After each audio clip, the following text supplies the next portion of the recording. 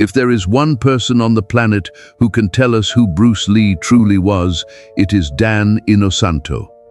While the world saw the movie star, Dan saw the man who trained until his hands bled. Dan wasn't just his student. He was the partner Bruce chose to carry his torch. But what Dan shares about Bruce isn't just stories of fast punches. They are lessons about a mind that never stopped questioning. Bruce didn't want followers, Dan says.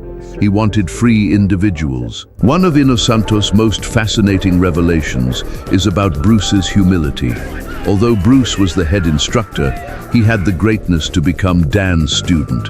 It was Inosanto who introduced the Nunchaku to Bruce Lee, a weapon that would become the Little Dragon's global trademark. Dan recalls that Bruce, at first, called the Nunchaku a worthless piece of junk. But after seeing Dan use it with Filipino mastery, Bruce became obsessed. He trained until he mastered the weapon in record time. For Dan, this summarized Bruce. He absorbed what was useful and discarded what was not. Inosanto frequently speaks of Bruce's frightening intensity. He describes training sessions where Bruce asked to be struck with full force just to test his endurance. Dan says Bruce treated every second of the day as an opportunity for evolution.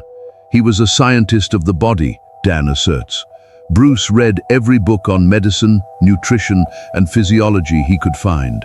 Inosanto remembers that while other actors went out to parties, Bruce was in his garage, kicking a 300-pound bag until it burst.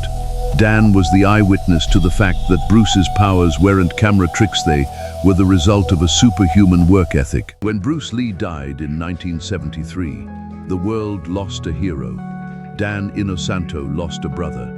He was one of the very few people authorized by the family to continue teaching Jeet Kune.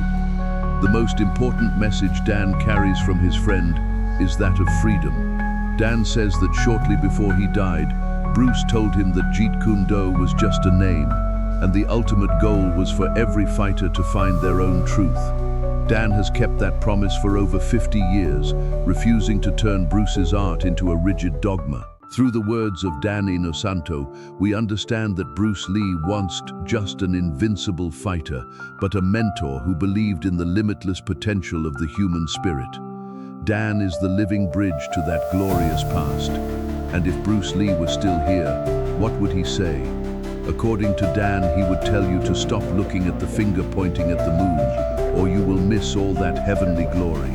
If you respect the history of these two giants, leave a like. Subscribe to Planet Earth for more truths about the legends, and comment, what is the most valuable lesson Bruce Lee left for you?